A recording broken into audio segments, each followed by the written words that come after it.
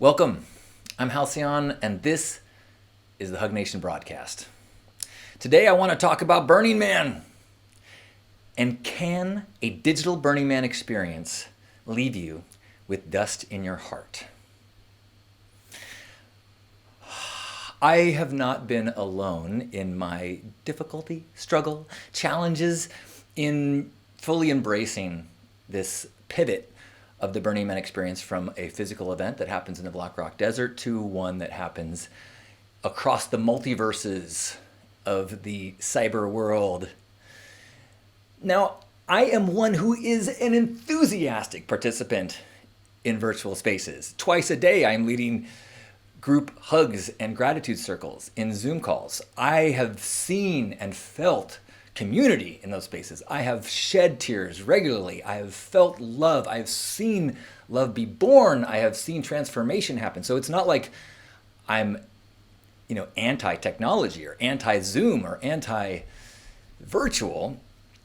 It's just different. And so dramatically so that I struggle with calling this Burning Man. It's like, I'm not saying that having a dog isn't a powerful bonding experience and that you don't have an incredibly emotional, powerful, emotional relationship. But it's not the same as having a human child. And it's not the same to have a virtual burn versus having a physical burn.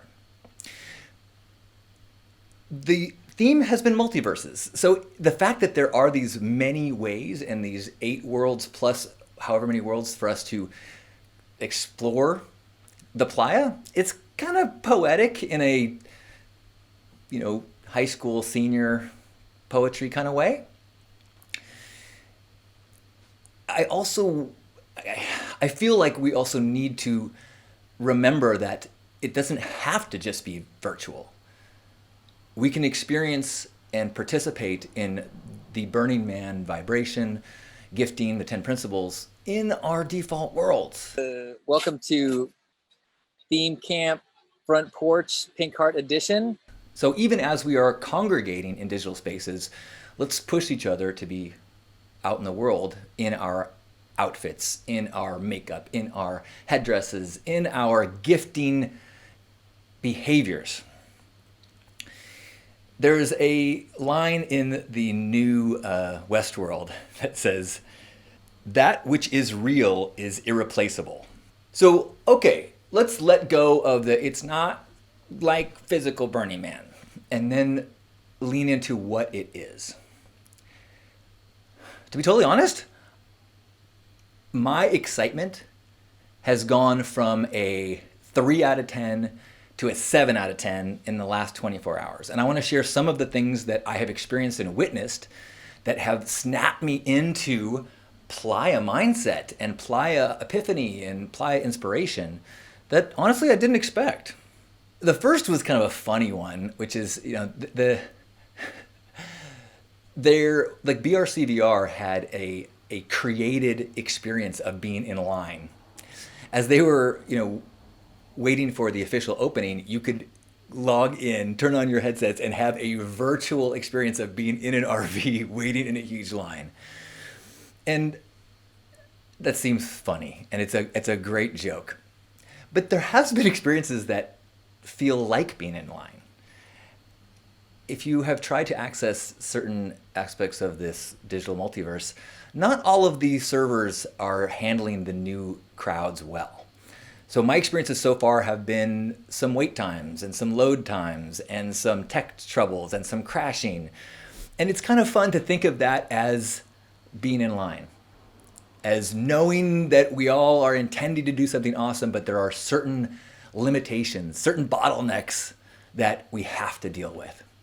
Another thing that happened this morning was as I was testing out one of the experiences that Pink Heart is doing, a gratitude circle, I loaded up the Zoom room just to make sure everything was working. And as I was testing it, a friend popped in the room. This is not on the schedule. This is not an event. But it was a person that I had not seen in a long time, an incredible artist, an inspiration.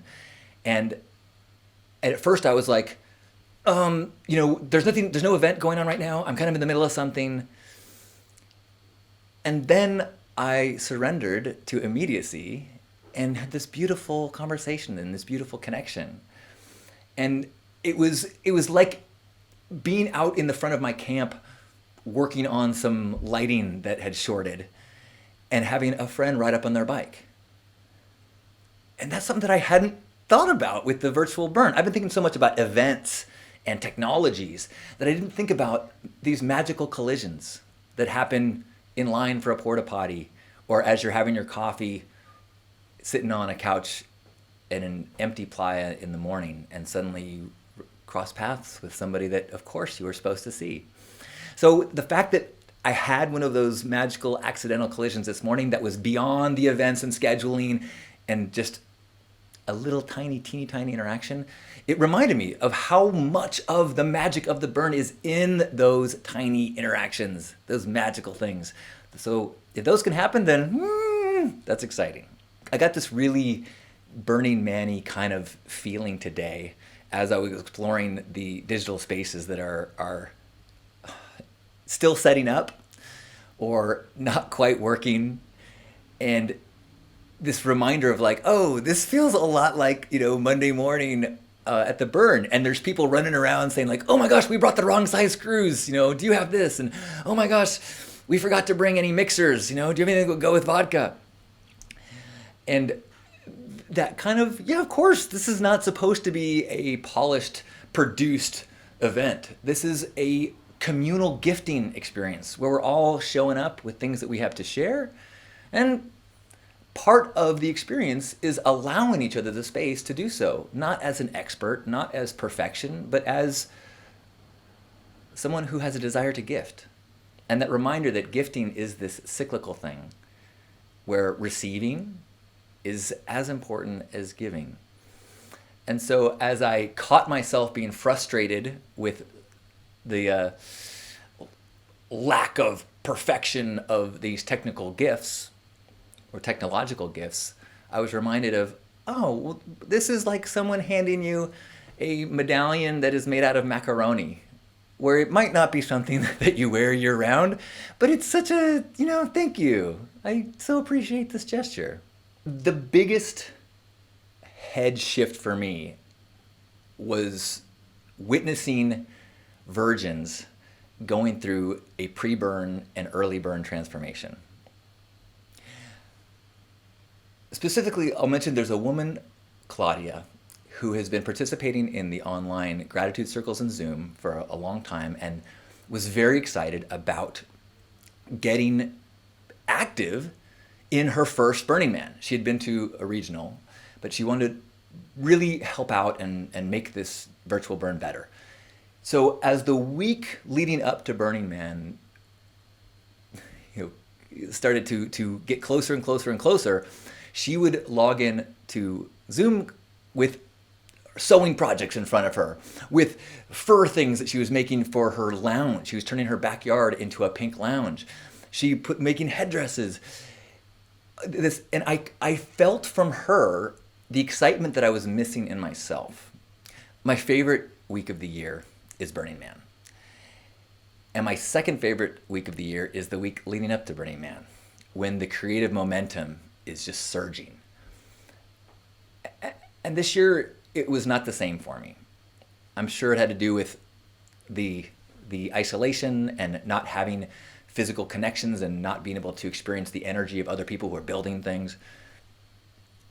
But Claudia was vibing in that place, and seeing her kind of feel this magnetic draw of the burn and seeing her creativity just blossom and seeing her turn into this like legit artist was so incredible. The thing that is the most incredible, magical, world-changing about Burning Man is it wakes up people to their own inner artist and then releases in them the untold gifts. So yesterday morning, Claudia checks in with me and says, I've been up for 2 days straight. I built a sculpture in the virtual world. I built a sculpture in BRCVR that is inspired by our gratitude circles. So she learned new tools, just like someone who comes to the burn and has no idea how to work lag bolts or ratchet straps. You learn these skills and how to be sufficient. She learned these digital skills to build something to gift to the city, inspired by her experiences. So last night, I couldn't sleep. Now, normally, if I can't sleep, I toss and turn and wish I was sleeping because it's the middle of the night. I should be sleeping. But that's not what I do at Burning Man. If I can't sleep in the middle of the night at Burning Man, I get up and I walk around because there's always stuff to do. So last night at 4 in the morning, what I do? I got up and I put on my VR goggles and I checked out her art. And in that moment,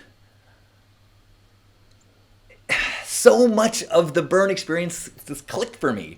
Witnessing this person's artistic blossoming, having my own middle of the night habit script breaking experience, witnessing creativity and community. I'm like, all right, welcome home. And that script breaking, I think, is significant too. In the surreal nature of Burning Man, a massive gift is when you get permission or you're just forced to let go of your normal scripts. You can't shower in the same way that you normally can. You can't check your email like you normally can. So you start to let go of other things that you normally do that you think you have to do. You don't have to eat breakfast first thing in the morning. You don't have to go home and sleep in your tent at the end of the night. You don't have to wait until noon to start drinking vodka. And I didn't have to stay in bed when I couldn't sleep. And that's just starting to creep into me. It's like, oh, right. One of those gifts of Burning Man is stripping away those patterns and those scripts that build up all year round. So as this week continues, I'm excited to lean into that, to wear more makeup to the grocery store, to second guess the things that I think that I need to do, and to surrender. If we can remember those things, if we can remind ourselves of those basic lessons of questioning our limitations, of pursuing and pushing ourselves into awkward places, having experiences that are unusual, uncomfortable, scary even, and letting ourselves stretch into those places and grow who we are, we can do that in digital spaces. So yeah, it's not the same. But there are some parallels that have got me excited. So yes, I believe you can get dust inside you through these virtual worlds. And I'm so grateful for the people that have been putting in incredible, heroic effort to building these worlds, to thinking in ways that have never been thought before. Everyone is a virgin at the virtual burn. How exciting. So let's let go of what it shouldn't be. Let's let go of what we should be. And let's remember to learn what the principles have to teach us. I look forward to seeing you online or in person. If you're in San Diego, send me a message. I've got a little theme camp set up in the front yard. We've got some fabrics up. Mona has been here today. We've got our first visitor. Yay! And we've got some seats that are socially distanced apart. We've got chilled cucumber water. You can see that. We got the dust covered receptacles that I know that if you've been to Burning Man, you would know that the dust is not that big a deal. I'm sure if strangers come by, they'll be like, "You're gonna serve alcohol or serve water out of that thing?" We're not serving alcohol. We're serving water. We've got our megaphone so that we can say Happy Burn Week. We do have a megaphone. We've got some signage in the front so people can come by and leave us a message. We've got a note for our neighbors to explain Burning Man to people. and why we're doing this. And yeah, so Have a beautiful day. You can join me later for a hug. And oh, and let's have a hug now. So wherever you are, grab yourself by the shoulders and appreciate this body. And then allow yourself to feel these arms holding you as my arms. And the arms of all those that are listening to this live, and all those that are going to watch this archive, and all those that you have crossed paths with in the last 48 hours in the streets, in the office, on Zoom calls, in the VR world, and feel the warmth of fellow humans in this embrace.